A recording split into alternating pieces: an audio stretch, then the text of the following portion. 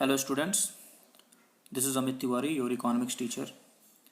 Students, in today's video, we will discuss a very important topic of the chapter Developmental Experience of India, Pakistan and China, a comparative study.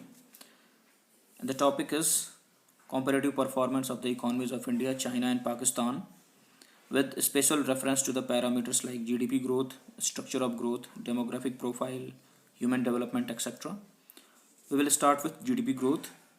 And first of all, we will discuss the growth story of China.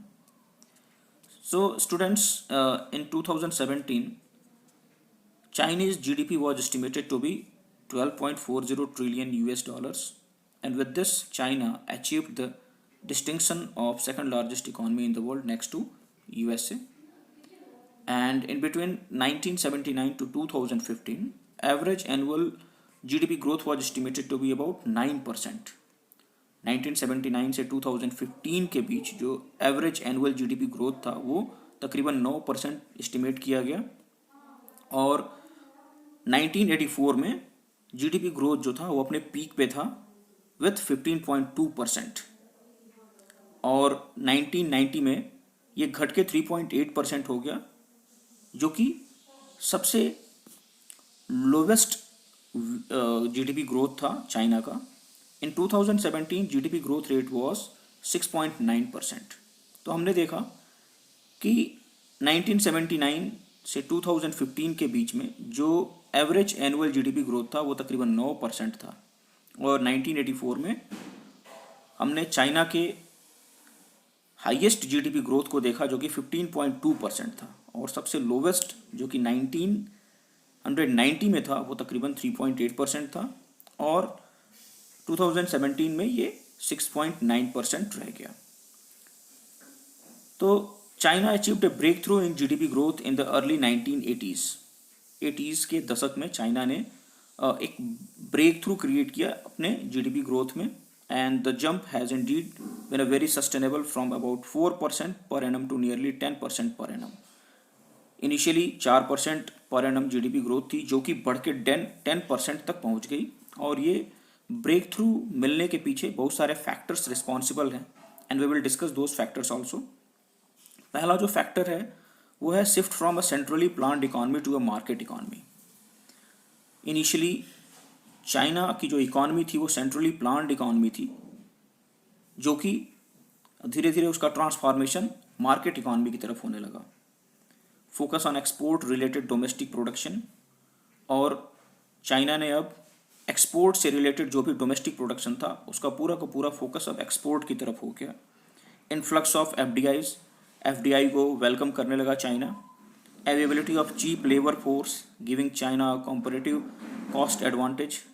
जो labour force है, जो labour का cost है China में वो बहुत कम है, और ये भी एक बहुत ही बड़ा एडवांटेज था चाइना के ग्रोथ स्टोरी में. GLF means Great Leap Forward campaign which was launched in 1958. 1958 में GLF यानी Great Leap Forward लॉन्च किया गया था, and this was the campaign which was launched in China in 1958 to accomplish economy and industrial development at faster rate, and it focused on widespread industrialization of the economy, encouraging people to set up household industries in their backyard. यानी कि इस campaign के through लोगों को motivate किया गया, wide spread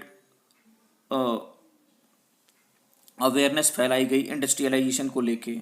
लोगों को इनकरेज किया गया कि वो छोटे छोटे उद्योग अपने घरों में लगाएं, इंडस्ट्रीज को सेटअप करें.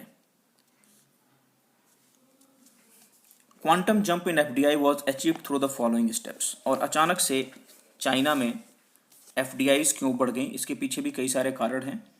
China established SEZ means special economic zones. The zones offered all basic amenities to the investors. Accordingly China became a lucrative destination for FDIs. तो चाइना ने स्पेशल इकोनॉमिक जोन्स डेवलप किए जहाँ पे investors को हर तरीके की सुविधाएं मुहैया की जाती थी, और इसकी वजह से फॉरेन इन्वेस्टर्स के लिए चाइना एक बहुत ही फेवरेबल और सुटेबल डेस्टिनेशन बन गया इन्वेस्टमेंट्स के लिए. 100% equity of the foreign investors and free flow of FDI in the retail sector were the typical inducement parameters for the global investors.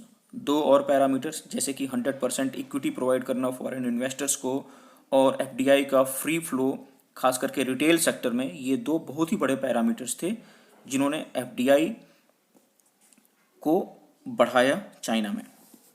A jump in GDP growth was achieved not only through FDI but also through domestic investment।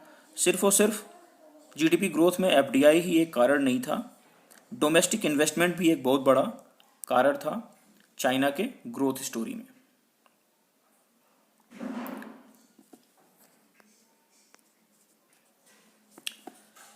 So as noted, domestic investment was induced through GLF campaign.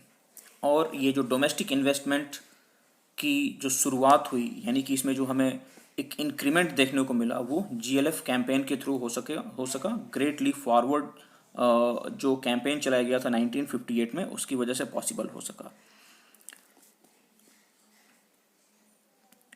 Relying basically on external demands, China achieved a record growth in export and by 2010 it emerged as the largest exporter in the global market।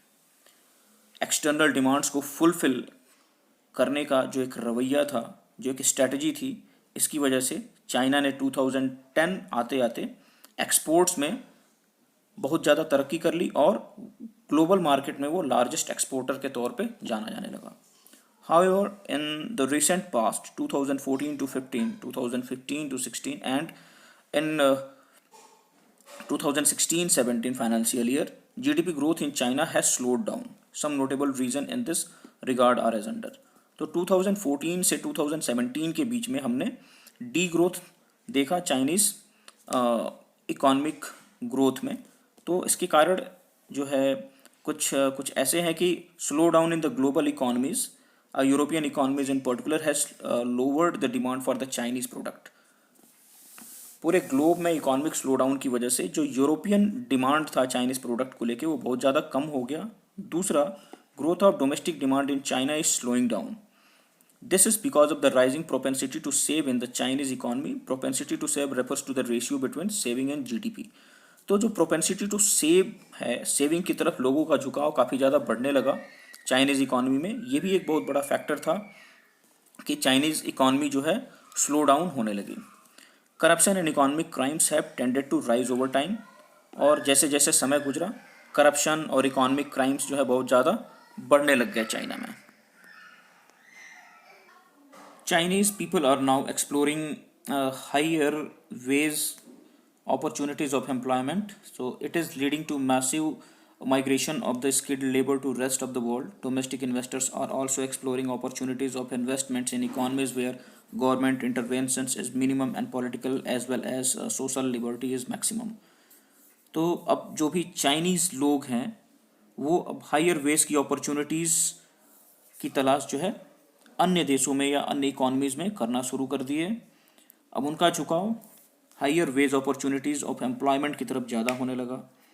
एक बहुत ही बड़ा population China का, और जो कि skilled labour था, वो अन्य इकोनॉमीज़ में माइग्रेट करने लगा, जहाँ पे उनको बेटर अपॉर्चुनिटीज़ मिलती थी, बेटर एम्प्लॉयमेंट मिलता था और बेटर वेज मिलता था, जिसकी वजह से उनका माइग्रेशन बहुत ज़्यादा होना शुरू हो गया। जो डोमेस्टिक इन्वेस्टर्स थे उन्होंने भी ऐसी इकोनॉमीज़ में इन्वेस्टमेंट अपॉर्चुनिटीज़ तलाशनी शुरू कर दी जहाँ पे गवर्नमेंट इंटरवेंशंस कम हो और वहाँ पे उनको पॉलिटिकल और सोशल लिबर्टी ज़्यादा से ज़्यादा मिले। तो ये भी एक बहुत बड़ा कारण था जिससे कि चाइनीज़ इकोनॉमिक ग्रोथ जो थी वो स्लो डाउन हो गई। Chinese government is battling with the problem of environmental degradation। High GDP growth has led to a serious challenge of sustainable development। पीछे के चैप्टर्स में हमने पढ़ा है कि जब मैक्सिमम लेवल पे इंडस्ट्रियलाइजेशन होता है या जीडीपी ग्रोथ होती है तो उसके कुछ नेगेटिव एस्पेक्ट्स भी होते हैं, और वो नेगेटिव एस्पेक्ट्स हमें एनवायरमेंटल डिग्रेडेशन के रूप में दिखाई देते हैं। तो ये भी एक बहुत बड़ा कारण था जिसकी वजह से चाइनीज़ इकॉनमी में जो ग्रोथ रेट था वो स्लो डाउन हो गया।